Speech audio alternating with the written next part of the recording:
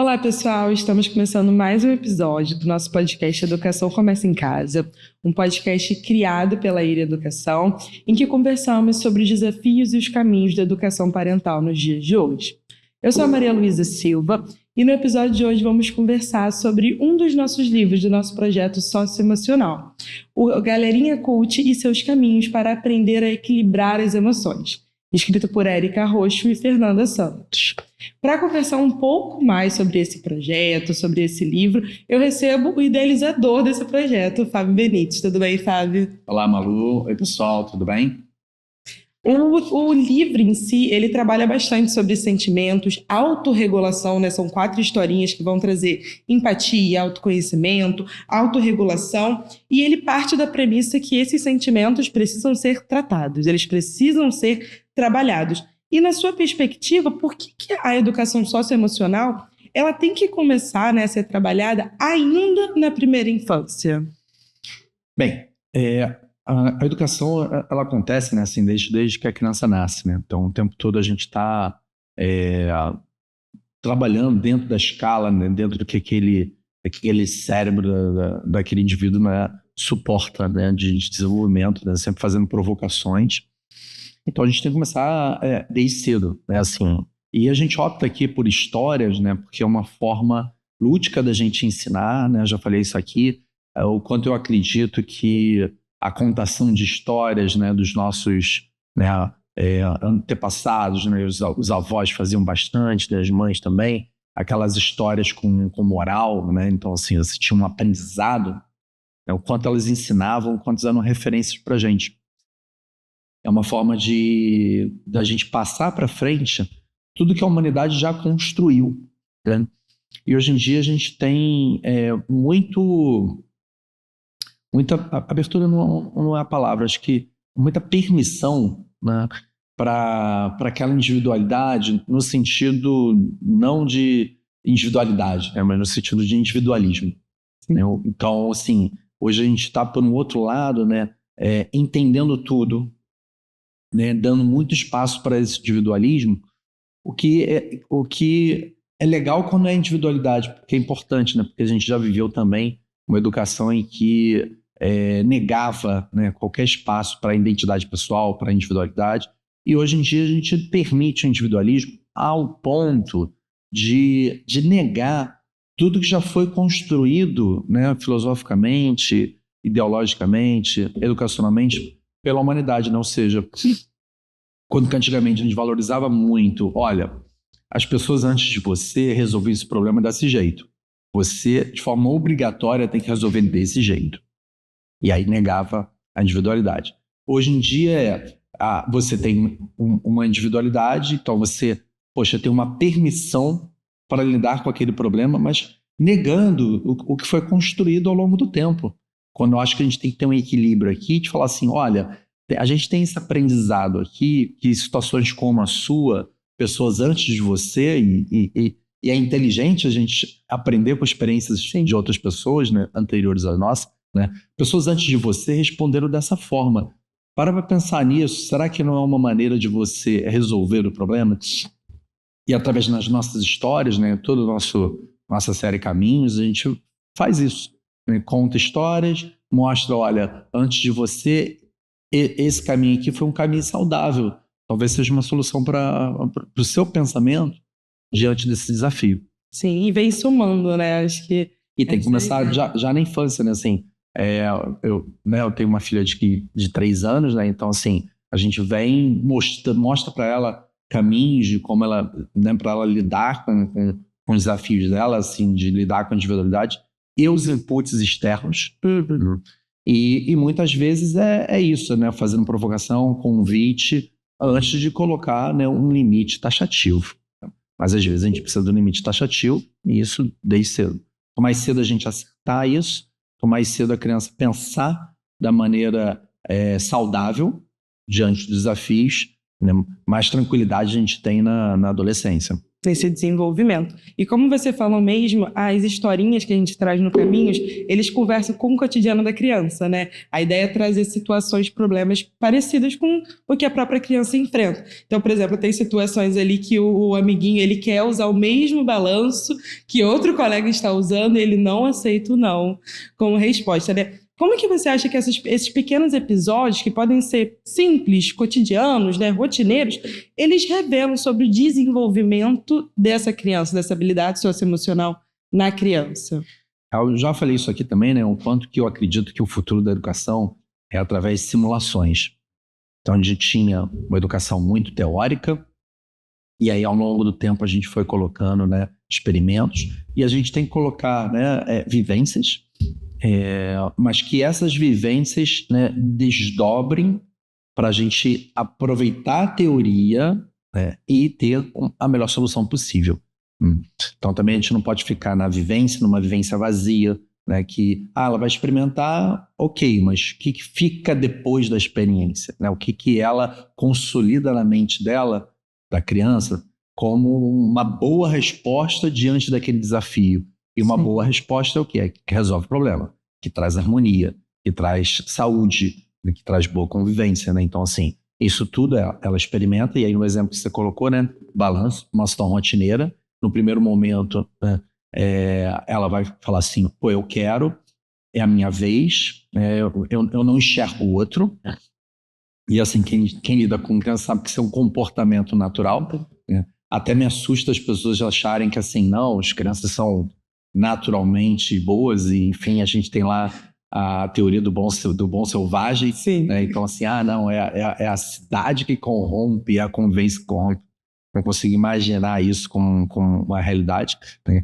A criança, ela está numa determinada situação e faz parte do ser humano e fala assim, tipo, não é meu, não, Sim. eu quero, né, eu quero para o outro, ou seja, ter privilegiar as suas experiências. E isso é compreensível. Como a gente vive em sociedade, a gente é adulto e a gente quer o melhor para aquela criança, a gente tem que ensinar ela a lidar da melhor forma possível, né, com esse equilíbrio entre, né, eu quero, é meu, e entre a experiência do outro, o espaço do outro, né, e até as propriedades do outro. Né, que hoje a sociedade ela lida com isso, né, como propriedade privada, então assim, os objetos, né, pertencem, e a gente tem que lidar com isso da melhor forma e ensinar para as crianças. Então não é natural para elas, né, esse processo de convivência.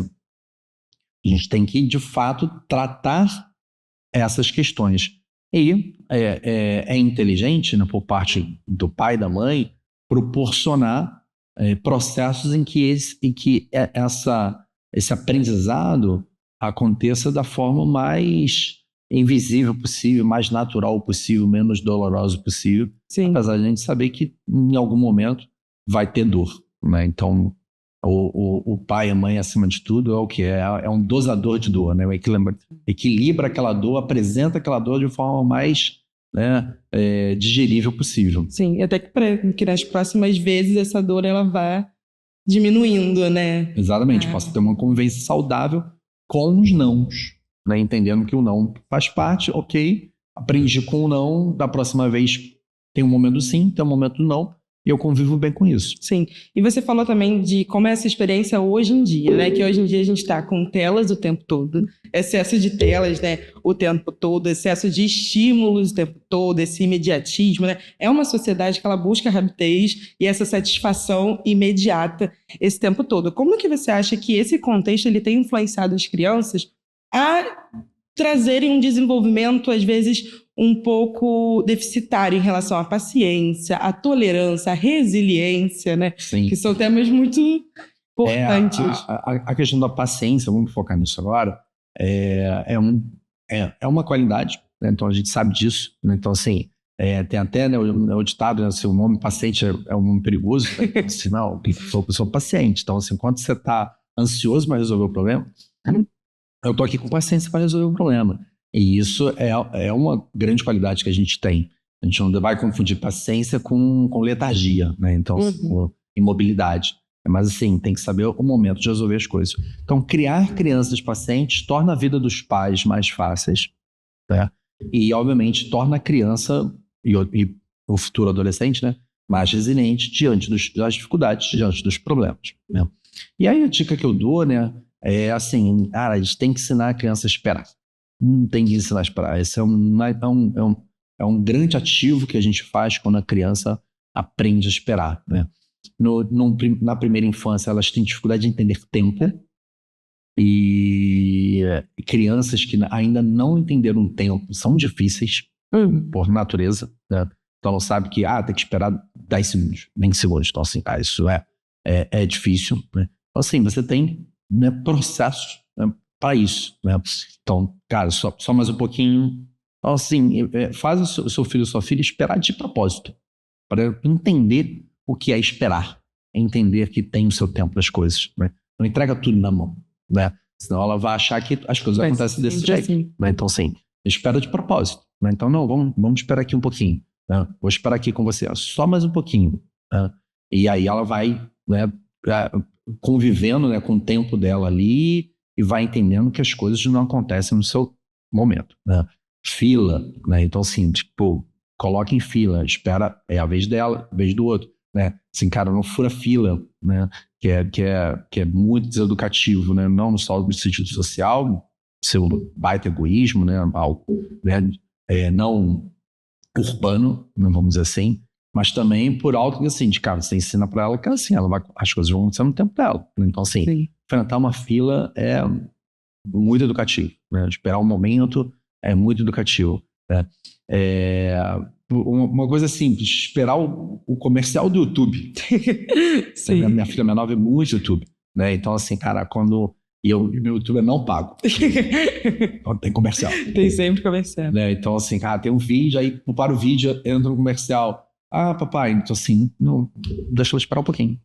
Ela vai acostumando que, pô, as coisas não acontecem no tempo dela só, vai se acostumando com esperar. E esperar é uma qualidade, né? Assim, de saber esperar, né? Conseguir lidar com isso. Sim. Você já trouxe até uma experiência pessoal sua, que é em relação a, às vezes, algumas festas ou um brinquedo, que aí você sempre vai trazendo, daqui a 5 minutos a gente vai embora. Daqui a 10 minutos é uma forma de estímulo também, né? É uma forma dela ir se acostumando que, assim, cara, aquilo que vai acabar em algum momento de não ser brusco, né? As mudanças bruscas também que a gente às vezes promove são difíceis, e são conflituosas, de forma desnecessária. Você quer ensinar o seu filho a ser organizado, ser paciente, então você tem que ser também uma pessoa paciente e organizada, né? Se você ficar demonstrando impaciência à frente dela, ela vai entender que assim é a maneira de resolver as coisas, gritando, né? Então, assim, também é deseducativo. Não estou dizendo que a gente tem que ser permissivo, né? Quando tem uma injustiça, quando tem uma coisa assim, não é disso que eu estou falando. Mas o tempo todo, né, a gente resolver as coisas no grito, na hora, né? Isso é realmente deseducativo. Então, mostrando que as coisas acontecem, uma coisa que a gente faz lá também, então, na hora de dormir, é difícil, né, a criança dormir. Os meus filhos dormem cedo. A criança tem que dormir cedo. A gente tem que acostumar eles a aproveitar a luz do dia. Então, dorme cedo, acorda cedo, né? Então, não, dorme tarde. Eu não consigo, não. Vamos lá, vamos dar um jeito. Né? Então, assim, acaba que a televisão, nesse caso, é uma solução. Não é a melhor solução. A melhor solução são livros, né? Mas, assim, a gente aqui é realista também, né?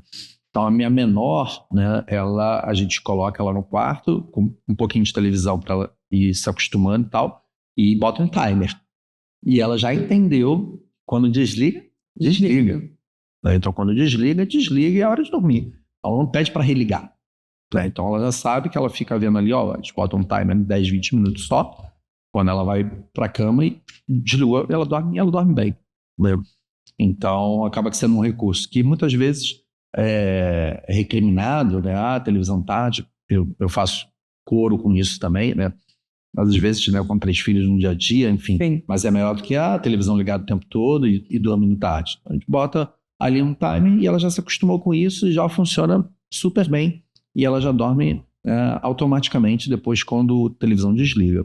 Então, ela já entendeu essa autorregulação, né? O próprio livro em si, toda a historinha, ele traz uma ferramenta de autorregulação para essas crianças, né? Sempre tem a presença ali de um adulto, é um professor, é um avô, é um responsável, que sempre está ali trazendo essa autorregulação, né? E as crianças vão aprender. Às vezes é contar até 10, respira e conta até 10, ou só para, mexe as mãos para ver se ajuda um pouquinho na ansiedade.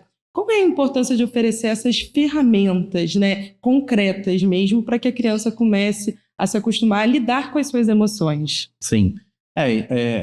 Lógico, quanto mais, né, ferramenta prática a gente tiver, melhor. A gente não sabe exatamente, né, qual ferramenta encaixa naquela personalidade, né, mas todas as ferramentas acabam sendo opções de solução, né?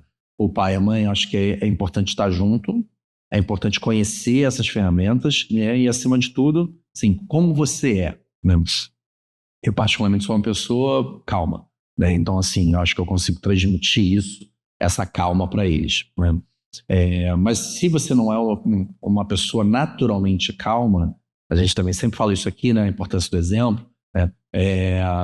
Ainda que você não vai ser, né, um mega exemplo de paz, mas é importante você ter o mínimo de terapia, né, automática, nesse autoconhecimento, de calma, de tranquilidade, para poder transmitir para o seu filho e sua filha, né? Se você for o tempo todo impaciente, você vai transmitir essa impaciência.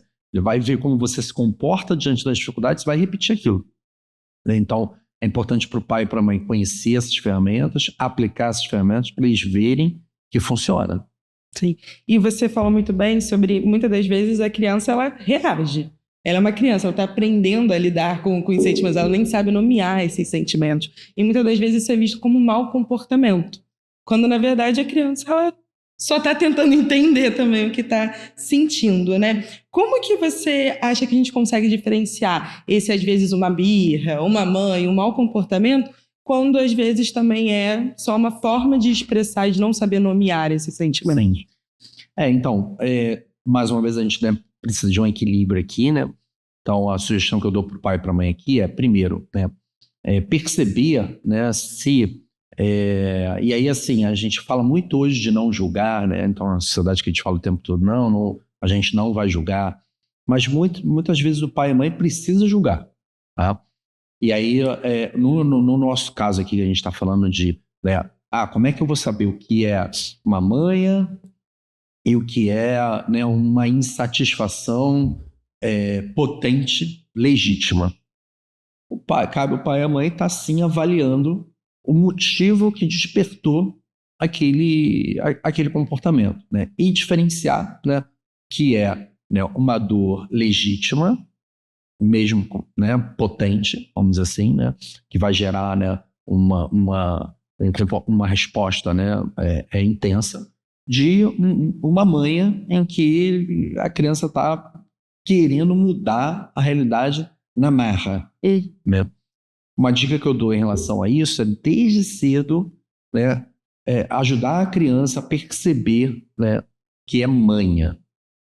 Então, é algo que a gente trabalha assim, cara, desde cedo. Com 2 anos a gente já está falando, isso aí é manha. Isso aí é manha. Para que ela perceba que, assim, não vai adiantar fazer manha que não vai mudar, né? Então, o que é isso que você está fazendo? É manha. Então, beleza, eu não vou mudar meu comportamento porque simplesmente você quer. É importante isso aqui. E a gente vai consolidando isso. Aí, quando chega nessa idade, 3, 4 anos, o que é isso que você está fazendo? Ela já sabe. Ela é manha. Então, assim, não é para fazer manha. A gente não vai mudar. A gente precisa ir embora. Você precisa comer. Você precisa trocar de roupa. Você precisa tomar banho. As coisas precisam acontecer. Não adianta você fazer manha. É diferente de, poxa, caiu e se machucou, né? Brigaram comigo e eu senti, né? Um amigo meu bateu em mim, cara, e eu senti. Ou seja, uma coisa que justifica aquele comportamento irritadiço ou aquele comportamento rebelde. Então, de fato, cabe ao pai e à mãe julgar e lidar com isso também, né, com paciência. Quando a gente vai consolidando vai falando o tempo todo, e aí a gente tem que ter muita paciência, né, para estar o tempo todo reafirmando isso até os 6 anos. Né? Se a gente fizer um bom trabalho, né, com 6 anos, a criança já vai estar entendendo o que é uma resposta legítima, o que não é uma resposta legítima, e vai dar respostas melhores diante de situações menores, em situações que ela naturalmente faria mãe para modificar aquele processo, né? E aí vai tratando melhor com isso, né? A partir dos 6 anos ela começa a pensar melhor e aí a gente começa a trabalhar esse processo, que uma coisa é a autorregulação naquele momento, né, de não dar uma resposta agressiva, potente, irritadiça que vai gerar uma resposta violenta com outro colega ou até consigo mesmo, né, alguma coisa que vai machucar ela mesma. Então, assim, essa autorregulação, mas depois a gente quer o quê? Construir o pensamento. No primeiro momento, autorregula, aí equilibrou, tá, agora vamos pensar por que isso aconteceu, para a gente poder depositar ali, né, o que? Uma resposta racional diante de uma emoção que é legítima. Uhum. Uma resposta emocional normalmente é uma coisa que faz sentido, mas a gente quer o quê? Equilibrar isso. E a gente equilibra isso através do pensamento, né? Sim. Inclusive, né, essa nossa conversa, ela até responde também muito da nossa primeira pergunta, que é qual é a importância de trabalhar essas habilidades logo na primeira infância? Que, como você falou, é um caminhar, né? Sim. Então, no início, a gente trabalha muito a autorregulação, e eu vou usar uma palavra aqui que os educadores não gostam, que é doutrinação, né? Então, assim, uma coisa é educação de uma forma geral tem a ver com conscientização, né? Então, a gente faz a pessoa pensar, a pessoa aprende a pensar, e aí, assim, ela já vai ter o quê? Autonomia. Essa autonomia vai dar liberdade para ela. Quanto mais a ferramenta de pensamento ela tiver, mais ela resolve problemas e mais liberdade ela consequentemente tem, né? Ela consegue resolver mais problemas, né? Agora, quando ela é muito pequena, ela ainda não tem esse raciocínio apurado, a gente trabalha um pouco mais a doutrinação, porque respostas imediatas sem pensamento, né?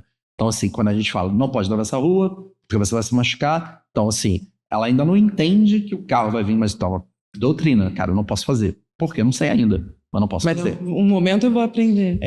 Por que eu tenho que... A gente, desde pequeno, fala assim, obrigado, desde pequeno, né? Assim, de nada, por favor. Ela não entende ainda, mas ela está fazendo... Mas por quê? Esse processo de doutrinação, que ela não entende ainda, facilita depois, é um bom hábito, que vai facilitar depois o comportamento dela consciente. Ela vai entender isso naquele momento. Acho que a doutrinação na primeira infância, esses bons hábitos, mesmo se ela entender de forma repetida, ajudam a asfaltar o caminho depois aí tem que fazer sempre de forma com entendimento, de forma consciente. Sim, são estímulos, né, que a gente vai sempre trazendo. E em uma das histórias tem uma personagemzinha, a Tita, que ela tá na casa da avó, trouxe uma amiguinha, e a amiguinha não queria dividir o brinquedo com ela. Sempre uma situação bem comum nesse sentido, sim, né? E a gente começa a refletir ali sobre o limite, né? A importância de colocar um limite. Tipo, esse é o momento dela, esse é o espaço dela e o brinquedo dela, daqui a pouco vai ser o seu. Essa importância de dizer não também, né? Em um cenário, né, que muitos pais eles têm um receio de frustrar os filhos, de diminuir a dor, né, como a gente estava falando. Qual é o papel do não na formação? O não é essencial, né? Assim, já falei aqui também, né, o quanto muitas vezes eu lá faço não só para se acostumar com não, né? Então é um não artificial, mas que é importante no processo de aceitar o não e como é que vai lidar com o não.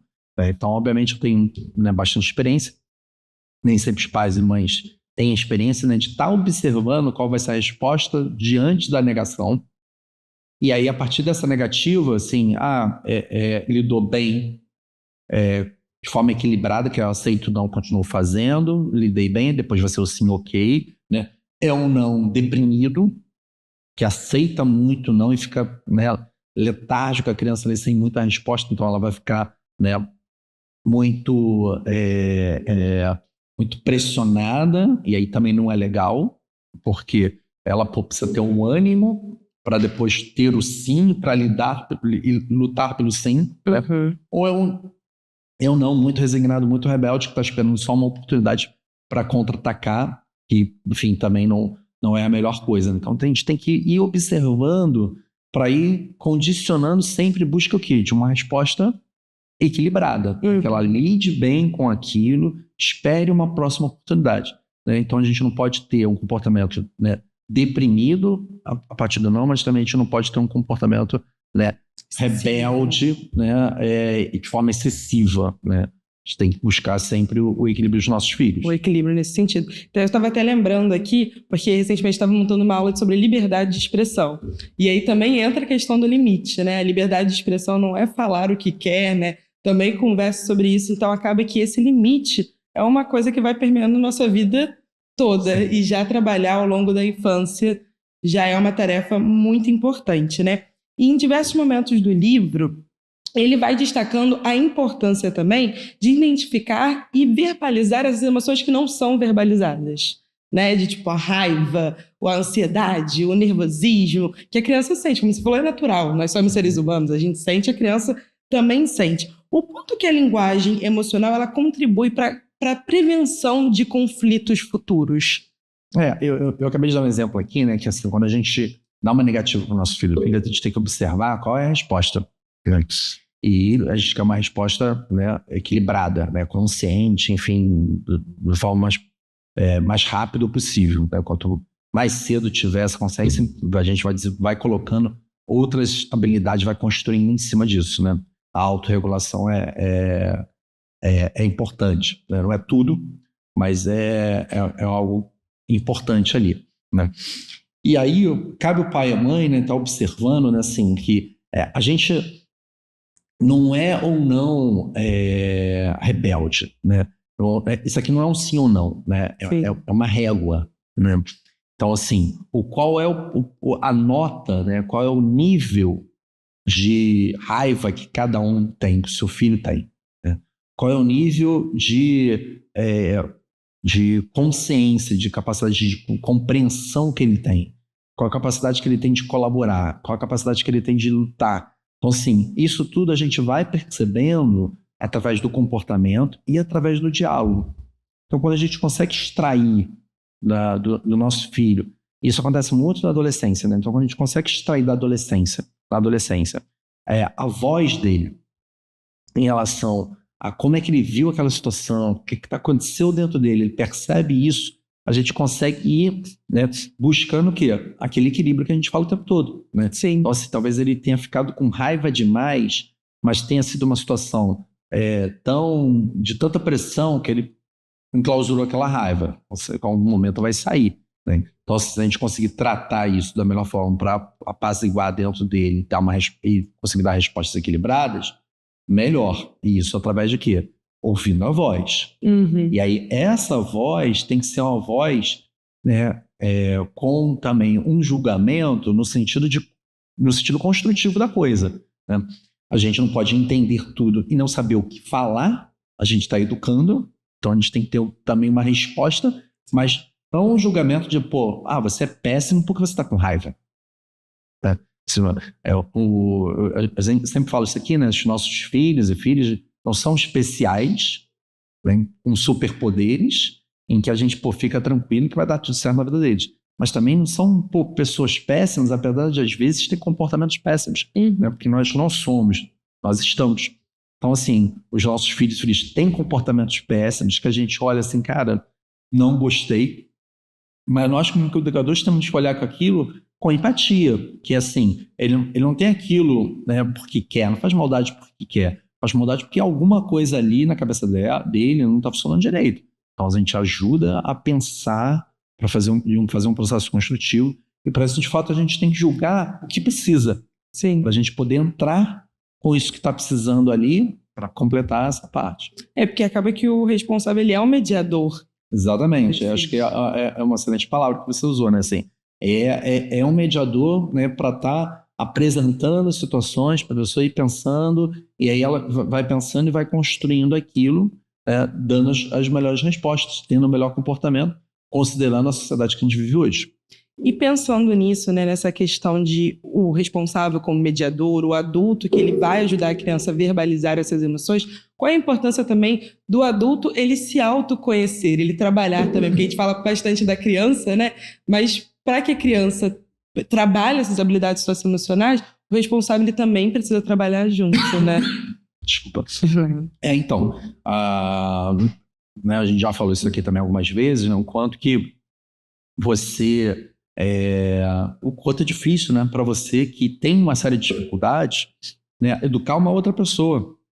Né? Então, assim, isso é difícil. Então, a gente começa por esse autoconhecimento, percebendo se as nossas respostas são as respostas que consideramos ideais. Né? Então, acontece muito conosco, a gente tem uma resposta ideal para determinada dificuldade, determinado problema, mas a gente não consegue dar essa resposta ideal.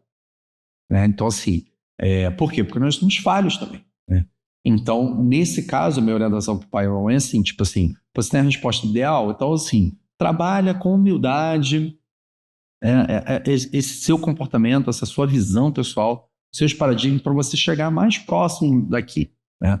E aí tem que ter, né, o equilíbrio de, poxa, o que eu consigo fazer hoje, amanhã eu vou tentar um pouco mais, tentar chegar um pouco mais do que eu considero ideal. Para o quê? Para poder comunicar para o meu filho e minha filha essa resposta que eu considero ideal, para servir de exemplo. Então, assim, nós, como pais e mães, também estamos sempre buscando melhorar, e é importante esse mix de humildade, entendimento e empreendedorismo, né? Agir para melhorar. Né? Então, a gente sempre buscando melhorar como ser humano para poder ser um exemplo dos nossos filhos e filhas, que é a única forma de educar, é através do exemplo. Sim, sim. Como educador, a gente sabe que a gente nunca pode parar de estudar e de buscar melhorias, né, nesse Exatamente. sentido.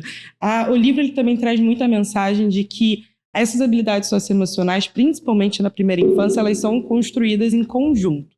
É um conjunto da família, é um conjunto da escola, é um conjunto da sociedade. Como essa parceria ela pode potencializar esses estímulos, esses trabalhos mesmo com a criança? Legal, essa é uma excelente pergunta, né?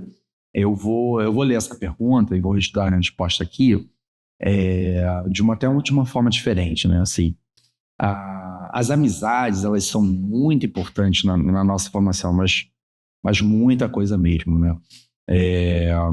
E aí a gente tem que, e como pai e mãe, também a gente tem que olhar isso com muito cuidado, né? Que chega um ponto, principalmente na adolescência, em que as amizades têm uma influência muito grande no nosso comportamento naquele momento. Né? E muitas vezes a gente abre mão do que a gente acredita para poder fazer parte de determinado grupo. Né? Então, essa é uma lição muito importante. Né? Mas na infância, né, até essa construção ficar, vamos dizer assim, mais refém dos coletivos, né? Quanto mais variedade de comportamentos nas outras crianças, melhor. Né? Aqui é uma proposta bem audaciosa mesmo, no sentido de quanto mais comportamentos diferentes a gente encontrar nos pares dos nossos filhos e filhas, mais riqueza de oportunidade eles vão ver, e a gente consegue, né, calibrar mais isso. Né? Então, eu fiz essa bobagem na escola aqui porque, poxa, um amiguinho fez, da natureza desse meu amiguinho fez, eu acabei indo junto. A gente, como pai e mãe, não fica feliz, mas, por outro lado, sim, ele experimentou aquele erro. Então, foi uma oportunidade de aprender com isso. Né? Então, quanto mais riquezas de comportamentos tiver, mais a gente vai conhecendo o que está dentro, né, do DNA dos nossos filhos e filhas, e mais a gente consegue ir ajustando, sempre com equilíbrio. Então, assim, sem, exagero, foi naquele momento. Cabe à escola tomar as respostas, então a gente também tem que ver, assim, sem, né, exageros. Às vezes, assim, fez uma bobagem lá, jogou tinta na parede. E aí a escola, o que fez? Divertiu, suspendeu. Como é que a gente olha para isso? Nossa, meu filho vai ficar marcado para sempre. Não, foi um erro, a gente não acha bonito, é uma oportunidade de a gente punir, mas é uma oportunidade de pensar sobre aquela experiência. Quanto mais experiências, melhor. A gente fica um pouco mais cuidadoso na adolescência, por quê? Porque as bobagens na adolescência são mais definitivas. Né? Então, assim, a gente pode fazer uma bobagem ali que, de fato, machuque pessoas, né, sejam ilegalmente perigosas, e isso pode, aí sim, pode gerar coisas, né, maiores, né? Maiores, mais definitivas. Então a gente fica um pouco mais preocupado com as amizades ali. Mas durante a infância, até o início da adolescência, essa construção de situações, de oportunidades para a gente ir regulando, entendendo que tem as instituições, e a escola vai tomar partido, vai tomar as providências, vai gerar até punições, cara, isso é uma coisa natural. Mas o que acontece depois daquilo? O que fica depois daquilo? Fica um aprendizado e um comportamento melhor. Quanto mais experiências, melhor. Nesse sentido, é uma grande construção mesmo. A vida em sociedade. Tem que olhar desse jeito, né? Assim, tem crianças que, desde cedo, né? Por exemplo, o meu mais velho, desde cedo, foi muito certinho, né? Então, assim, cara, não experimentou coisas fora do livro, né? Fora do que é colocado. E isso acaba sendo uma questão, né? Assim, em algum momento pode ser que ele faça. E aí ele vai experimentar alguma coisa fora das regras, né? Como é que ele vai reagir?